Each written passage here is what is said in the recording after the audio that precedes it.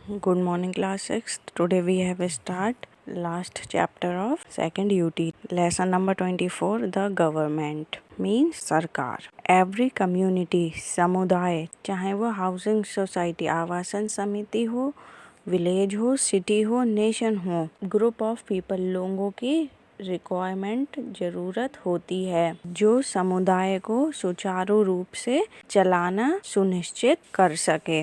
Group of people country के मामलों का प्रबंधन करते हैं, उसको गवर्नमेंट बोलते हैं।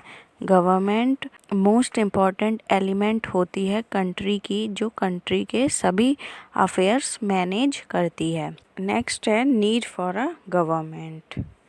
गवर्नमेंट की ज़रूरत क्यों होती है? हर कंट्री को गवर्नमेंट की नीड होती है डिसीजन और देश के मामलों को चलाने के लिए। पीपल्स के लिए वाटर, इलेक्ट्रिसिटी, हाउसेस के बारे में डिसीजन लेने के लिए, ब्रिजेस, रोड, कैनाल्स बनवाने का डिसीजन लेने के लिए, स्कूल्स, हॉस्पिटल, फैक्ट्रीज के सेटअप के बारे में डिसीजन लेने के लिए गवर्नमेंट की नीड होती है। कंट्री की बाउंड्री की प्रोटेक्शन और अदर कंट्रीज के साथ शांति बनाना ये गवर्नमेंट की जॉब होती है। जब पॉपुलेशन बढ़ती है तो ज़रूरतें भी बढ़ती हैं। पूरे वर्ल्ड में गवर्नमेंट का पैटर्न चेंज हो गया। इसके बजाय किंग, क्वीन या न्यू फॉर्म्स की गवर्नमेंट देखने में आई।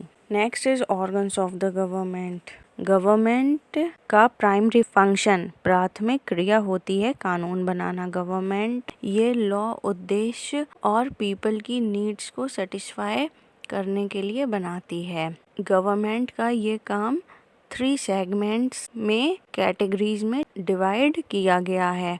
उनको ऑर्गन्स ऑफ द गवर्नमेंट बोलते हैं। First organ is the legislature, Vidhan Sabha, जिसको विधानसभा बोलते हैं। प्राइम लेवल पर पार्लियामेंट मीन्स संसद लॉ बनाती है। पार्लियामेंट के 2 हाउसेस होते हैं, लोकसभा एंड राज्यसभा। पार्लियामेंट के मेंबर्स को बोलते हैं MPs. Mutual agreement and open discussion means आपसी समझौते और खुली चर्चा से लॉज बनाए जाते हैं पूरे नेशन के लिए। इंडिया के हर स्टेट में सेपरेट लेजिस्लेचर होता है। इसमें विधानसभा, legislative assembly, Vidhan Parishad, legislative council होती है। लेजिस्लेटिव असेंबली के मेंबर्स मींस एमएलएज लॉ बनाते हैं सिर्फ स्टेट के पीपल्स के लिए। Second organ is the executive means कार्यपालक।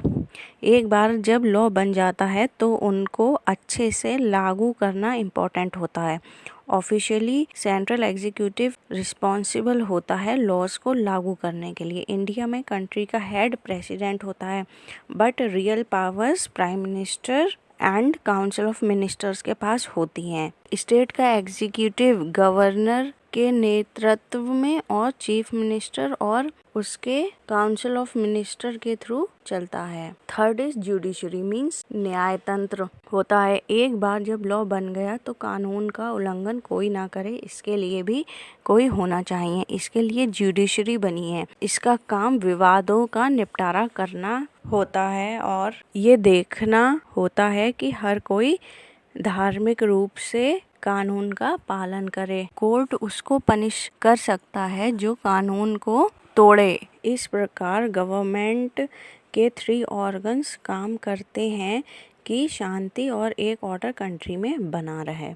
नेक्स्ट है levels of the government. India एक बिग कंट्री है। ये 29 स्टेट्स एंड 7 यूनियन टेरिटरीज में डिवाइडेड है। इतने बड़े कंट्री को एक लेवल पर चलाना इजी नहीं है, तो इंडिया की गवर्नमेंट 3 लेवल्स पर काम करती है। इसके 3 लेवल्स हैं। First is highest level. Highest level की गवर्नमेंट है यूनियन और सेंट्रल गवर्नमेंट। इसका ऑफिस न्यू दिल्ली में है। यहाँ पूरे कंट्री के लिए डिसीजन लिए जाते हैं। यूनियन गवर्नमेंट का काम इंटरनेशनल रिलेशन मेंटेन रखना है दूसरी कंट्रीज के साथ। Second level is state government. इस गवर्नमेंट का काम स्टेट के काम देखना है। एक स्टेट की गवर्नमेंट सिर्फ अपने स्टेट के लिए डिसीजन ले सकती है और डिसीजन अपने स्टेट के पीपल पर ही लागू कर सकती है। Third is lowest level local self government. छोटे एरियाज लाइक टाउन सिटीज में रहने वाले पीपल्स के पास अपने एरिया से रिलेटेड मैटर पर डिसीजन लेने की पावर होती है।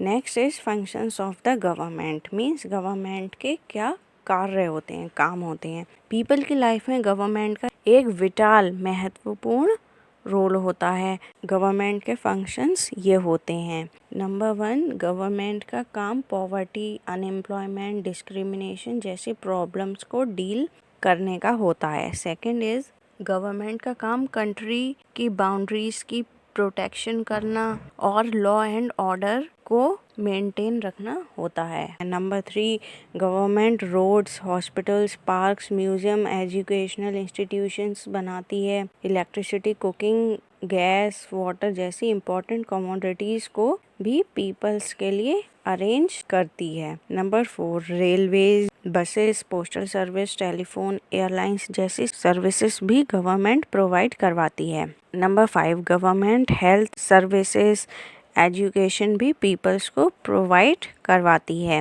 गवर्नमेंट पीसफुल रिलेशन अपनी नेबरिंग कंट्रीज और बाकी दूसरी कंट्रीज के साथ मेंटेन रखती है। नंबर 7, कोई भी natural disaster like earthquake, flood आती है तो government food, shelter, health services provide करवाती है। गवर्नमेंट ये भी देखती है कि सभी डिपार्टमेंट्स में लॉज का, कानून का पालन प्रॉपरली हो रहा है या नहीं। नेक्स्ट है टाइप्स ऑफ गवर्नमेंट। गवर्नमेंट कितने प्रकार की होती है? हिस्ट्री में 3 टाइप्स की गवर्नमेंट देखी गई है, मोनार्ची, डिक्टेटरशिप एंड डेमोक्रेसी। तो सबसे पहले मोनार्ची के बारे में पढ़ेंगे। मोनार्ची में किंग और क्वीन के पास कंप्लीट पावर्स होती हैं कंट्री की। अगर मोनार्च की डेथ होती है तो उसके एल्डेस्ट चाइल्ड के पास ये सारी पावर्स ऑटोमेटिकली आ जाती हैं। सभी डिसीजंस मोनार्च लेता है, हालांकि उसके काउंसिल ऑफ मिनिस्टर्स भी होते हैं जो उनका पालन करने के लिए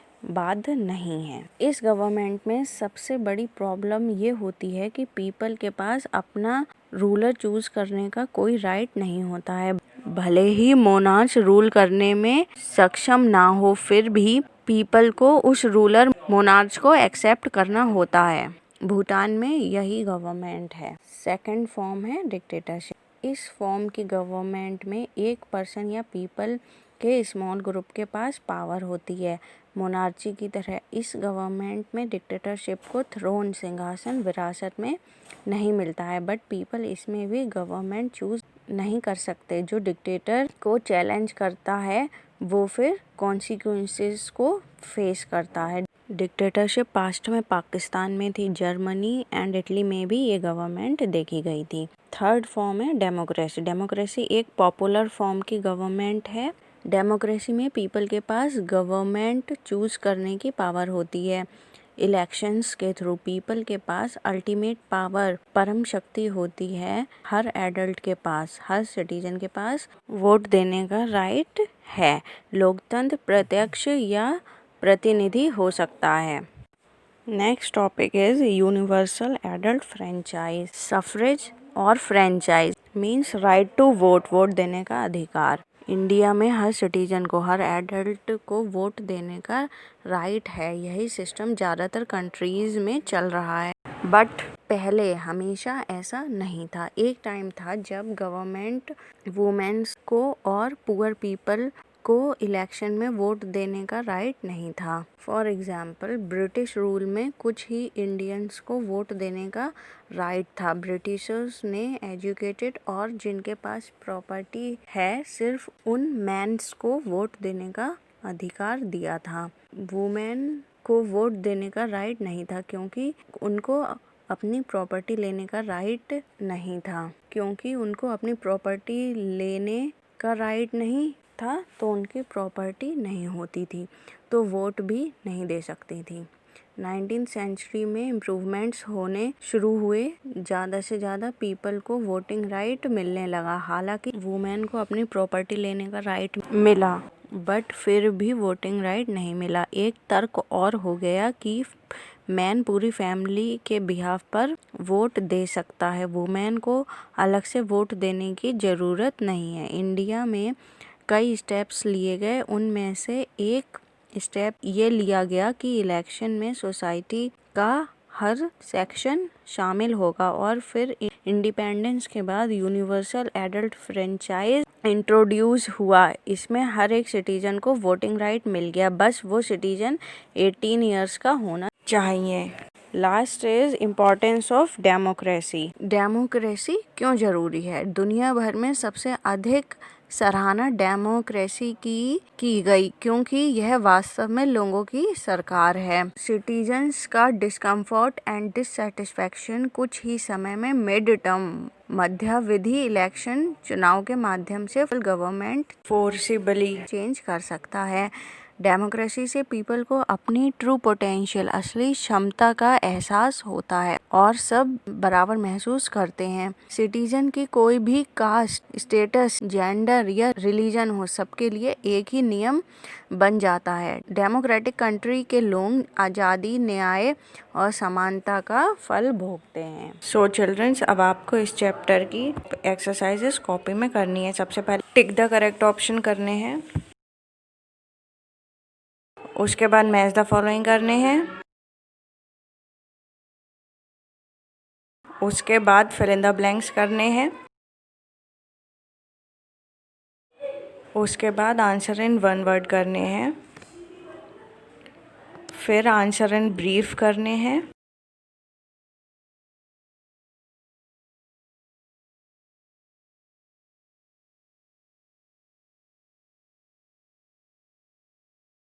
फिर लास्ट डिस्टिंग्विश बिटवीन करेंगे।